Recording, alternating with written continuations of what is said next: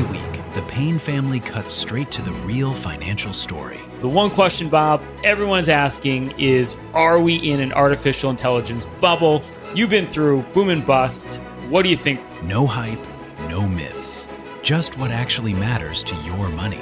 Does feel very similar to what we experienced in the 90s. Where are we, though? Are we in 1995, 1997, 1999? Listen to the Pain Points of Wealth on the Red Apple Podcast Network. The Rush Hour with James Golden. Entertaining and informative. On the Red Apple Podcast Network.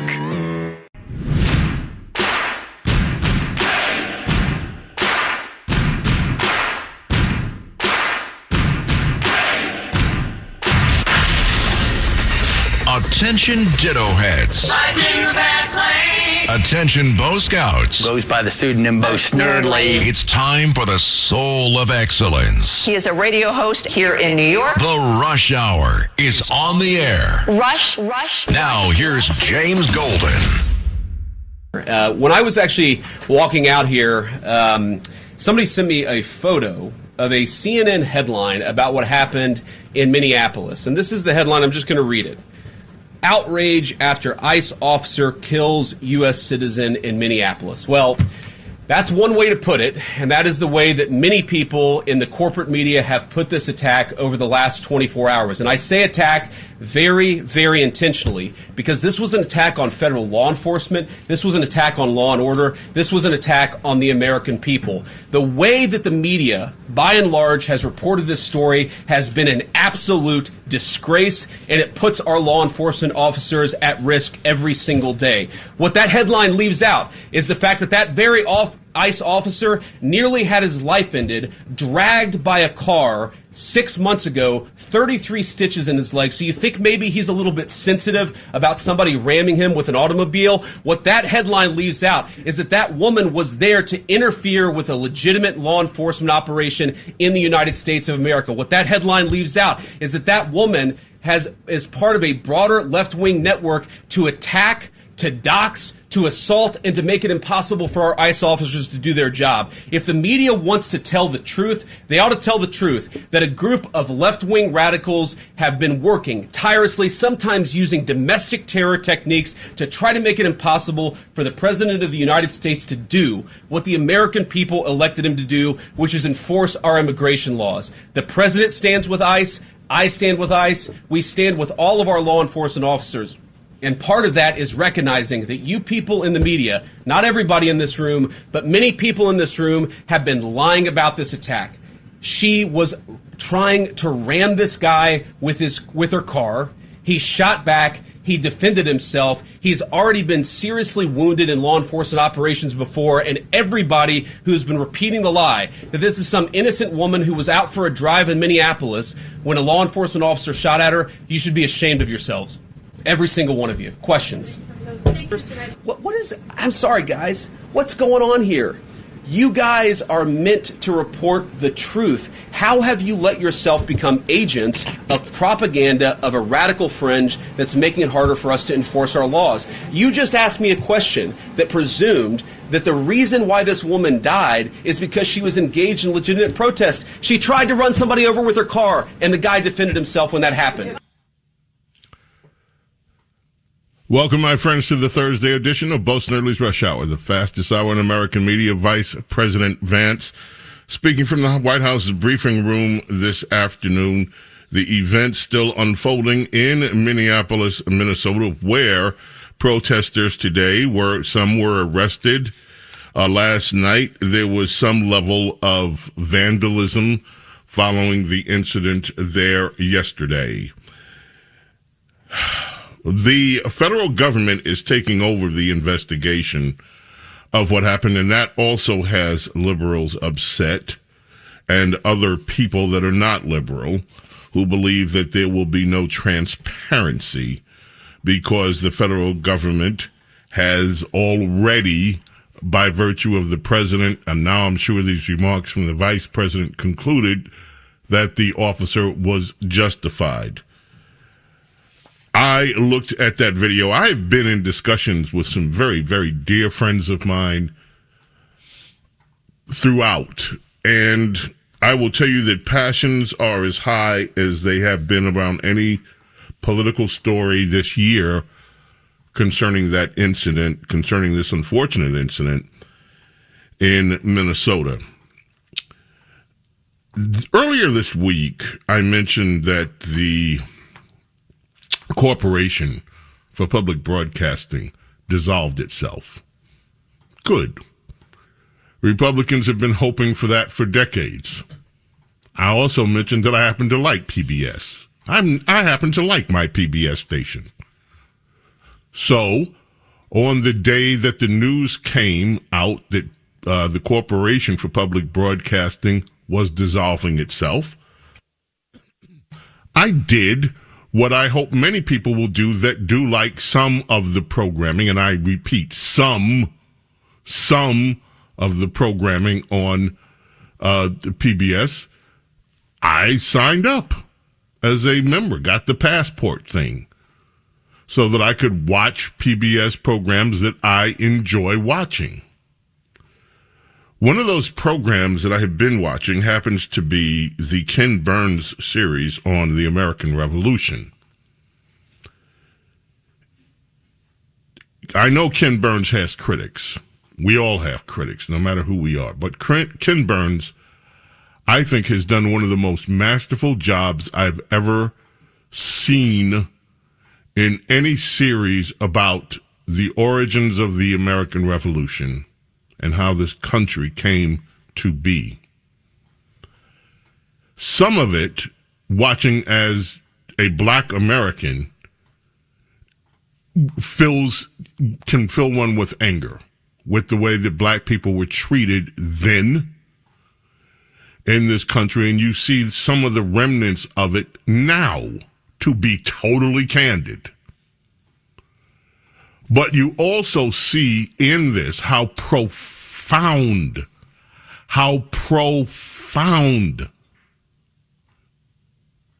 it is that America was founded.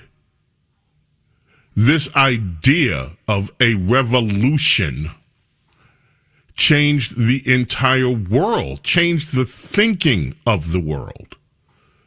That we were a people who could self-govern. And passions were high then. In fact, there was political violence then.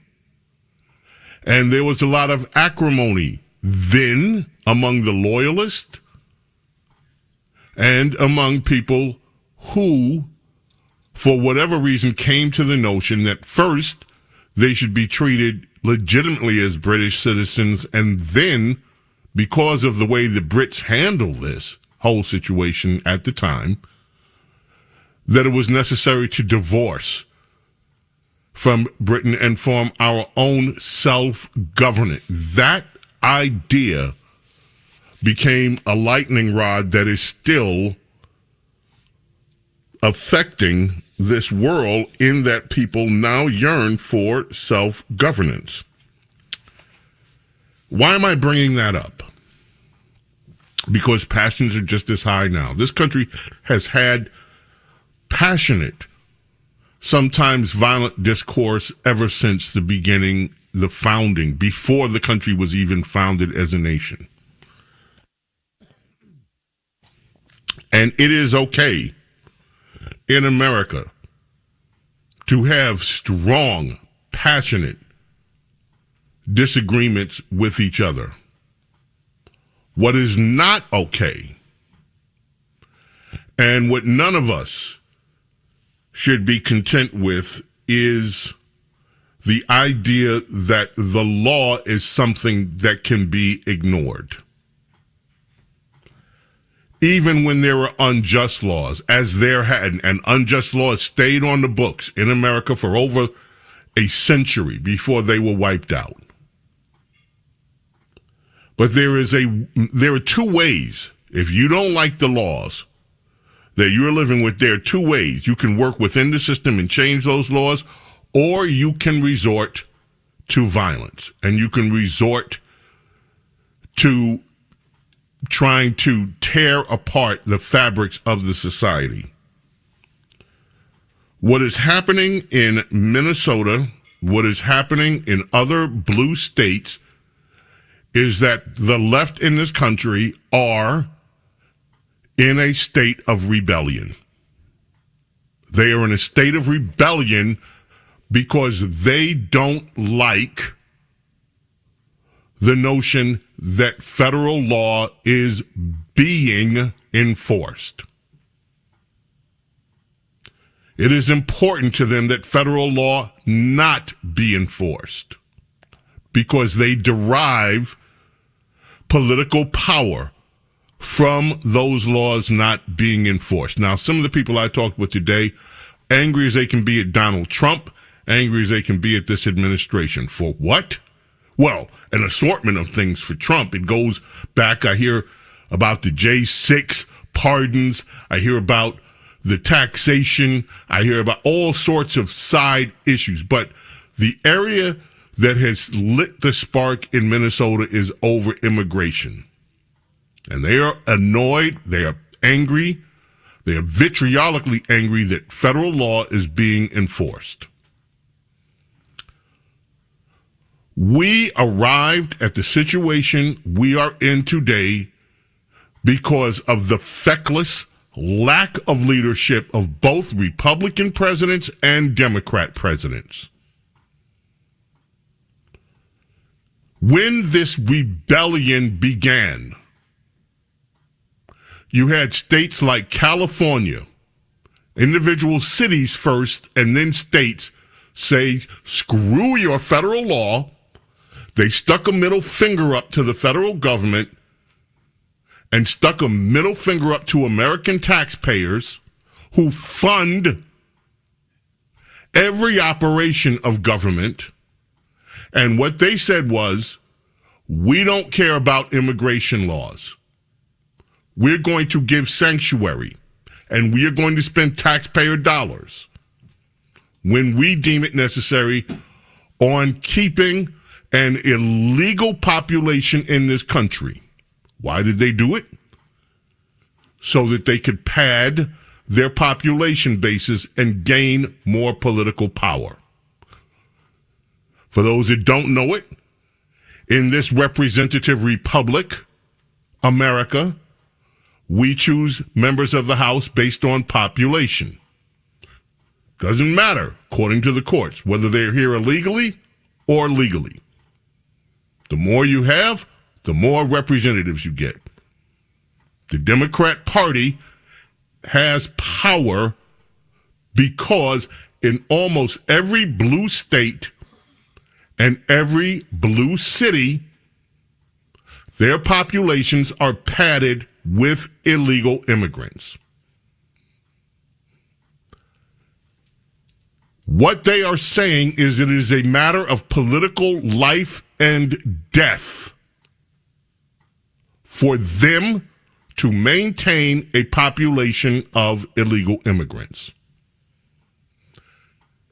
And that is why you see this rebellious war going on with the federal government. The moment they started this sanctuary business, the President of the United States, the Republican presidents like George Bush,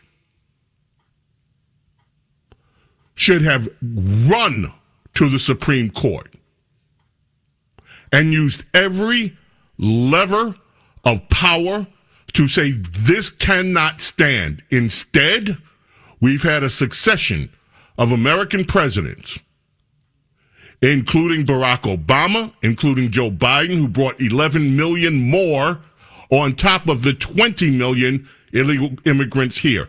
And then you have Donald Trump, who says, you know what? No, we're going to enforce federal immigration law. And now we are in a state of full rebellion against the government of the United States for trying to enforce its law. And that is how we arrived at Minnesota yesterday. James Golden and Snerdley, don't go away. Rush. This is the Rush Hour with James Golden. Snerdley.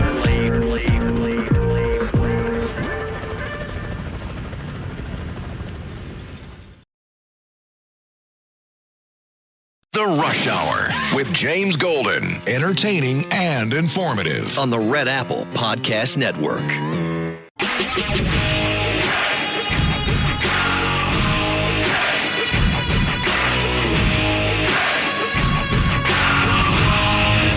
James Golden, known popularly as Bo Snerdley. This is The Rush Hour with James Golden. Rush. Whatever happened in Minneapolis, a mother of three is dead, an American citizen. Do you have a message for her family? Yes, absolutely. And I reiterated this yesterday when I had my press conference in Minneapolis. I asked everybody not to just pray for the officer, but also pray for the deceased family and her loved ones as well. It was a tragic situation that I hope we never see happen again. That's why I'm encouraging all elected leaders to work together so that we can be cooperative in getting dangerous criminals off of our streets. And that is Kristi Noem. We have more from Kristi Noem today. I'll tell you what we also have coming up. You hear from the politicians, and some of them deserve to be heard from, including Eric Swalwell and others who have passed judgment on this particular ICE agent. You heard from Vice President Vance. We've got some voices from social media. I will try to get over today and the next few days as many of them as possible. This is being widely discussed and different points of view, as you might imagine. So, we're going to do all of that and more. Also, I rarely play full commentary from other broadcasters, but I'll tell you what, Stephen A. Smith, interesting, and more. So whatever you do, including Tim Waltz, he's Tim Waltz. So whatever you do, keep it set right here. James Golden, Bo Snerdley, fastest hour in American media. Whatever you do, don't you dare go away. Keep it right here. The Rush Hour with James Golden. Entertaining and informative. On the Red Apple Podcast Network.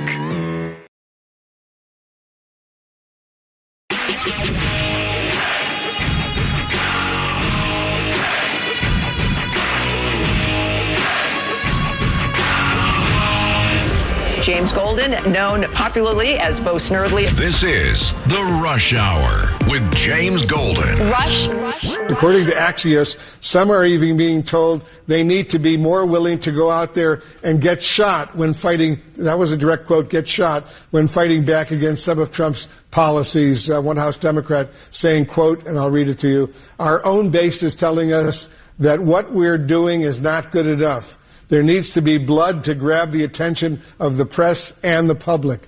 How do you respond to that, Leader Jeffries? Are Democrats not meeting the moment, not doing enough to fight these developments? Well, we are in a more is more environment in terms of the unprecedented assault on the American way of life and our country that has been launched by Donald Trump and compliant House Republicans. Yeah. That quote, that clip from CNN Wolf Blitzer with Hakeem Jeffries, Democrats saying,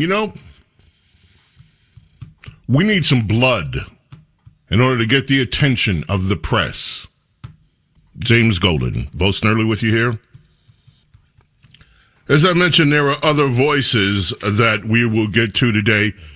Eric Swalwell running for governor of California, Cut 5. This is Representative Swalwell. And I'm always going to have the back of law enforcement. But what I saw today was not an officer with his back against a wall and nowhere else to go. I saw a guy who just scooted out of the way and then started firing into the car, against a mom of 3 years old. And so there has to be consequences. And good police officers should want to hold accountable bad police officers because this guy committed murder today, and I don't see any justification for what he did. And he actually harms good police officers. So my brothers have a target on their back now because some ass may want to go get revenge for what happened today and just take it out on any ordinary police officer. And my brother could be at risk. And so that's what I worry about, is that you're just giving all cops a bad name by what you just did to this innocent woman.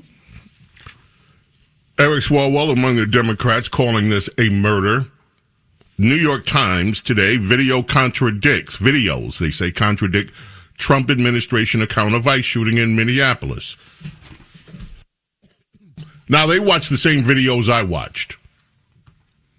I saw in the video this car coming directly toward the ICE agent. But according to the New York Times, multiple unmarked federal vehicles are standing moments before the shooting. The victim's maroon SUV is stopped in the middle of the street. Let's stop right there.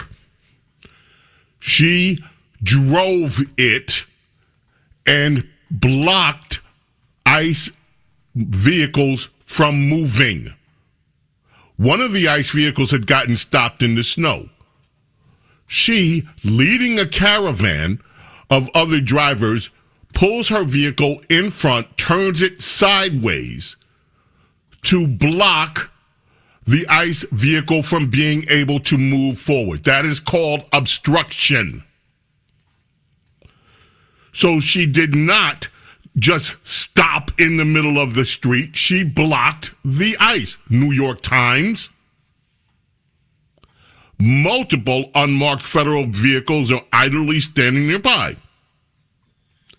Nome alleged the motorist was blocking the officers in. She was.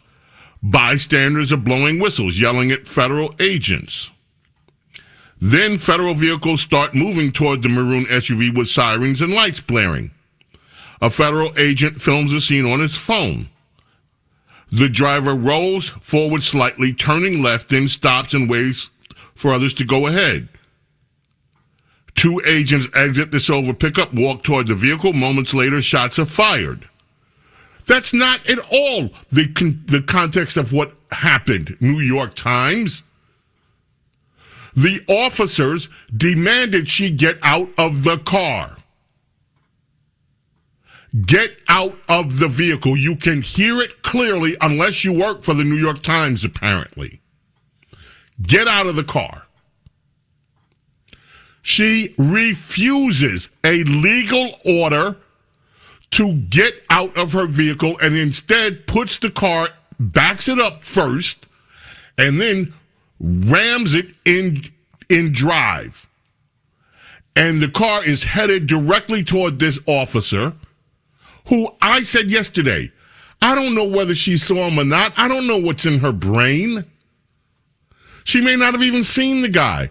But he was certainly fearful that his life could be in danger, and he fired through the windshield. There were two other firings at that point because it looked like she was trying to... It looked like what it looked like. And all this is happening in seconds. There's not a lot of time here to sit and debate. I wonder if she's trying to hit him. No, I don't know. This is happening split-second stuff.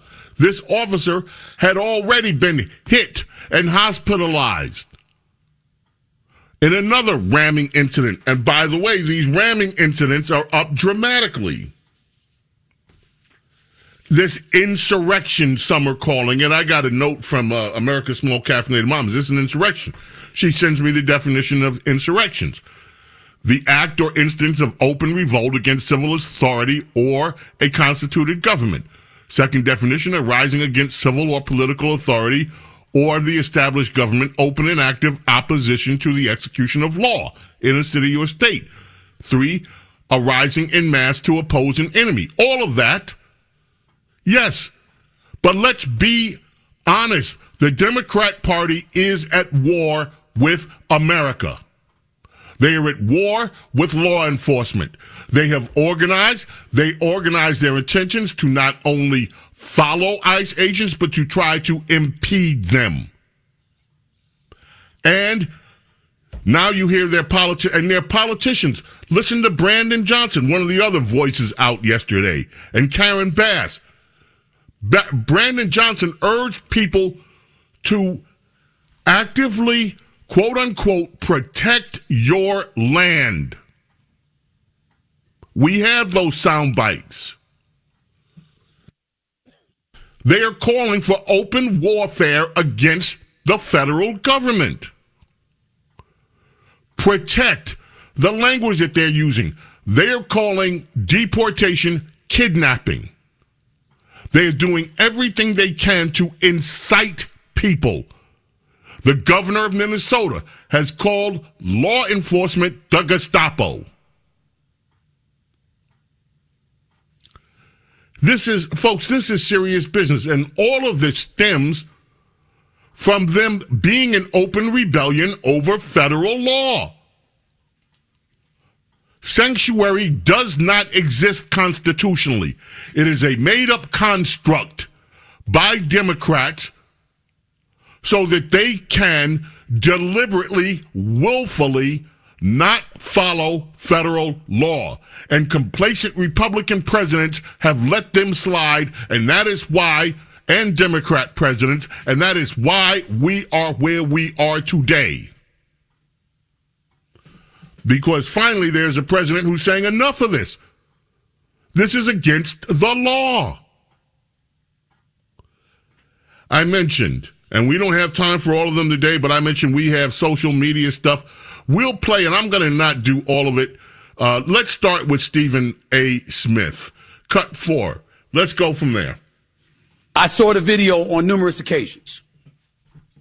And seeing what transpired, from a lawful perspective, as it pertains to a law enforcement official, don't expect him to be prosecuted. He was completely justified. From a humanitarian perspective, however, why did you have to do that? If you could move out the way, that means you could have shot the tires. That means you could have got her a few feet away after you shot the tires. And if you were unsuccessful in doing that, you could have got her down the road. You didn't have to do that. She wasn't driving down the road coming at you 90 miles an hour. She was parked in the middle of the street. And rather than get out the car, she wrongfully tried to drive off and wrongfully disregarded law enforcement official, which is exactly what ICE is. And as a result, lost her life because of it. I'm here to tell you that at some point in time, you got to ask yourself, what damn country do you want to live in? At some point in time, you're going to have to ask ourselves that question. And I think the time is sooner than later. Because again, from a legal perspective, don't expect this ICE officer to be prosecuted. I'm telling you right now. She was in the car, Renee Nicole Good, 37 years of age, protesting, blocking off the streets. ICE wanted her to move. An officer got in front of the car. Another officer got to the side of the car, and then she tried to take off. And in their eyes, the Kristi Noems of the world for the Department of Homeland Security, and other folks on the right are saying, yo, they consider it an act of domestic terrorism because she tried to run over an ICE officer. It's not going to be prosecuted. My point is, let's not focus on that for a second, okay? She was wrong to drive off. She should not have done that. Should have got out of her car to prove that she was not going to be any harm, or she should have asked the officer, I'm pulling over, could you move out the way, please? Instead of trying to disregard him totally to the point where you're going to take off and potentially hit him, and he moves out the way and draws his gun and shoots through the front windshield and took her out. Okay, he goes on for another minute, but his main point has been made there. Now, I would just say officers are not trained to shoot at the tires. Okay? Oh, she's trying to hit me and perhaps will hit other officers. This is a threat. But he has his opinion, and many people share it. And I'm not here to say I know every police procedure, but I do know that when you see an SUV coming to you, by the way, it doesn't have to be going 95 miles an hour to kill you. It is a truck. SUVs are on truck frames. You have a truck coming to hit you. Okay. Cut 10. Attorney General Keith Ellison from Minnesota. My question is, why, I mean, this is a civilian This is a Minnesota person, a civilian, a person who is only trying to do legal observing. There's no reason to believe she came there to harm anyone. She wanted to observe. Why wouldn't a joint investigation give the public greater confidence that whatever you feel happened actually is what happened? Because we see the obstruction that comes. In fact, there's a prosecutor that wants to join this. Her name from Hennepin County, and she has a track record of not being an objective prosecutor. That's why. So we got that. Now, social media. Cut 18. And this is only the beginning, folks. We got so much of this. Just like with George Floyd. We not gonna, what? We gonna tear this motherfucker up. That's what the has to happen. Does anybody know why we're given the Second Amendment right? Google it. It's to protect ourselves from a tyrannical government. That's true. The police are supposed to be on our side, fighting, pointing their guns at the government. It's the facts. It's not for hunting. It's not for self-defense. It's to protect ourselves from a tyrannical government. It don't get no worse than this. It don't. Yep. What the fuck? I know that's right. What the Hey, language. I had a little baby. I had a little baby, man. And it's like I had to adopt her to protect her from this. You put a baby to my gun's head. You put a gun to my baby's head. I'm gonna hurt somebody. That's what they're doing to us. I'm not Hispanic. I'm black. I just be sitting home, smoking my weed, enjoying my money. But I'll die about this. I don't have no quality of life left. If you think you do, you're nuts. All right, enough of that. Cut 13. It goes on and on. Cut 13. Very quickly. All right, you guys. I just watched the video of the woman in Minneapolis. Don't go watch it, okay? If you don't think you can handle it. It is the most frightening thing I have seen in a long time. This woman was driving away in her car, and they put their weapon in there and hit her in the face multiple times.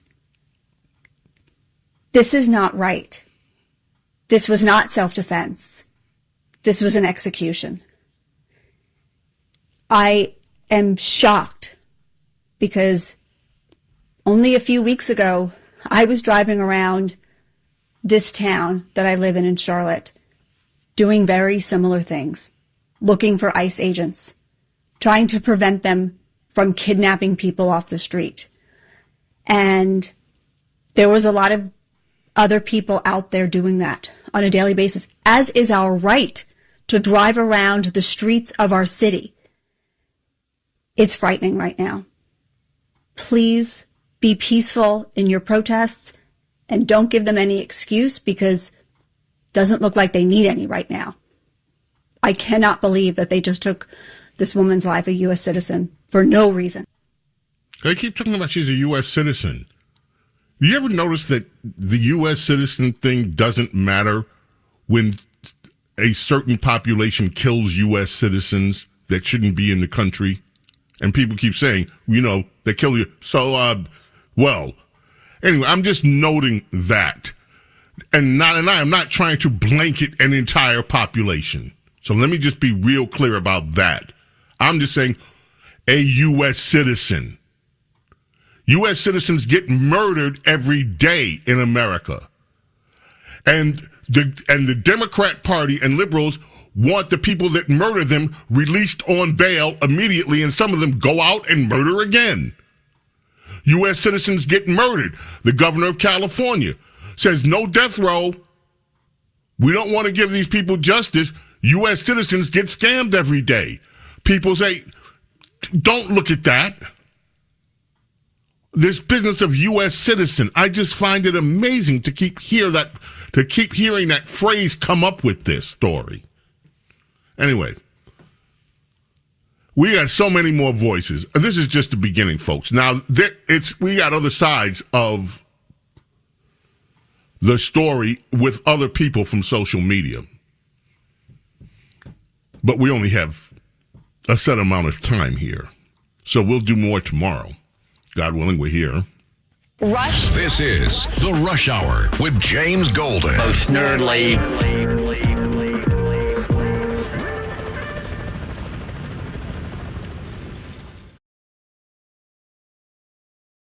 The Rush Hour with James Golden. Entertaining and informative. On the Red Apple Podcast Network.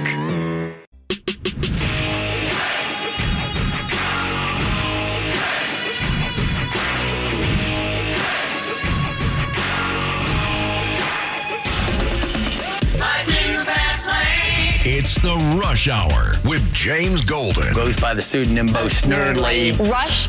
Now, here's James Golden. You know, folks, I would love if we could just get to a place where we can bring the temperature down in this country just a bit. I have great respect for the law. And even when, again, people think that the law is being unjust, there are ways to go about it. Trying to stop law enforcement from doing their jobs, this is not the way, folks. This is not the way. James Golden, Bo Snerdley, fastest hour in American media. May God bless, protect each and every single one of you, your families, your loved ones. Love and gratitude, my friends. For your being here with me and allowing me to be with you. God willing, Almighty God willing, we are back tomorrow, and we'll have some more. In the meantime, I bid you adieu. Bye. Thanks for listening to Bo Snerdley's Rush Hour. You can hear Bo Snerdley's Rush Hour weekdays at 4 on 77 WABC. If you like the podcast, share it with your friends and listen anytime at WABCRadio.com and download the WABC Radio app. Hit that subscribe button on all major podcast platforms. Plus, follow WABC on social on Instagram, TikTok, Facebook, and X. See you next time for a new episode so you never have to wonder. What the heck is going on here? Every week, the Payne family cuts straight to the real financial story. The one question, Bob, everyone's asking is, are we in an artificial intelligence bubble? You've been through boom and bust. What do you think? No hype, no myths. Just what actually matters to your money. Does feel very similar to what we experienced in the 90s. Where are we, though? Are we in 1995, 1997, 1999? Listen to the Pain Points of Wealth on the Red Apple Podcast Network.